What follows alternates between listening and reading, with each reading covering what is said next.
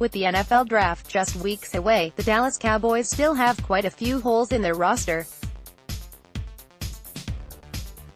Although they desperately need help along the defensive front, they also have a rather large hole at running back. While he is among the best in the league when doing it, Ezekiel Elliott accounted for almost 75% of the Cowboys' rushing attack last year. Out of a possible 439 rushing attempts, Elliott carried on 304 of them. On top of his rushing numbers, Zeke accounted for about a fifth of the passing offense with 77 receptions as well.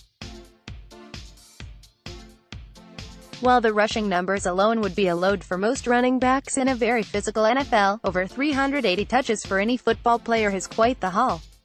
With the touches piling up on Zeke, and with the Cowboys desiring an upgrade over the production that Rod Smith offered, who are some of the viable options still available?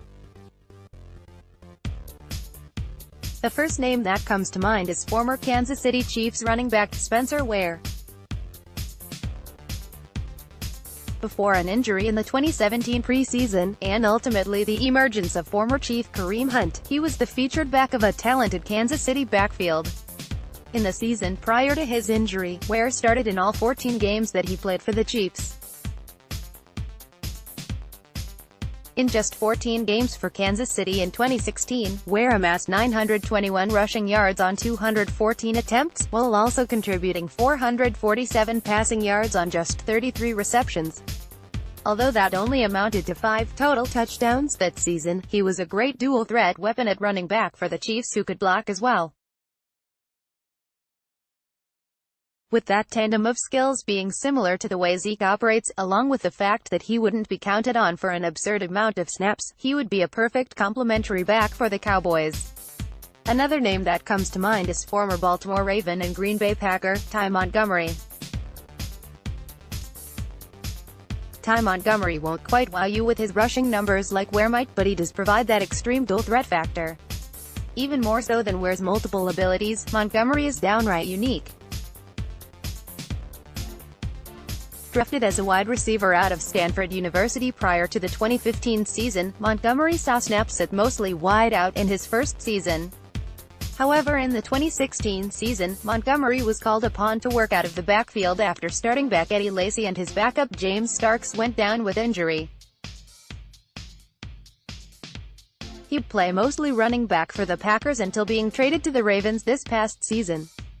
Although he has taken most of his snaps from the running back position over the past few seasons, he is still listed as a wide-out running back, and displays the skill set to still do both. He presents immense value to the Dallas Cowboys because not only would he provide a depth option behind Elliott, but he would also provide another playmaker capable of helping the passing game from a split position. Outside of the above-listed options for the Cowboys, they would probably be better served to look to the draft. According to bloggingtheboys.com and their pre-draft visit tracker, the Dallas Cowboys have a few backs in their sights. They will reportedly have Damian Harris of Alabama, Mike Weber of Ohio State, and Tony Pollard of Memphis in for pre-draft visits.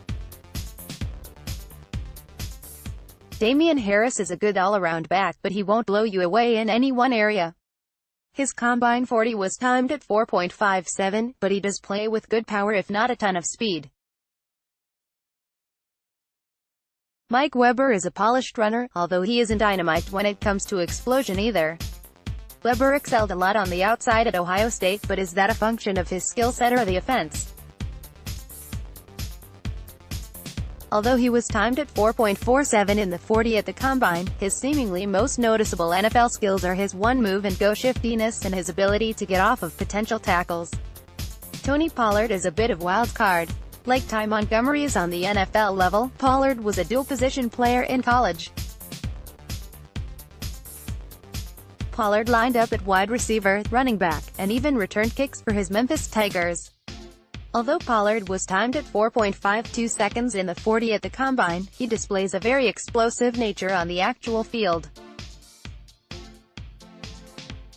He has a good amount of shake and shiftiness, can make plays over the top as well as in traffic, and although is a bit more streamlined in build at 6 feet tall and 210 pounds, he could absorb tackles and keep on moving. Pollard would make for an interesting complementary back as well due to his skill set overall and his abilities to help the team from one of 3 different positions. Next, Dallas Cowboys 15 best free agent acquisitions of all time. The Dallas Cowboys would not go wrong by drafting or signing any of the above-mentioned players or prospects. Regardless of which way they go, they would be adding a player not only capable of providing a reliable option behind Zeke, but could seemingly offer the team something in their own rights. Regardless of who it ends up being, they must address the need for the whole team's sake, and especially Zeke's.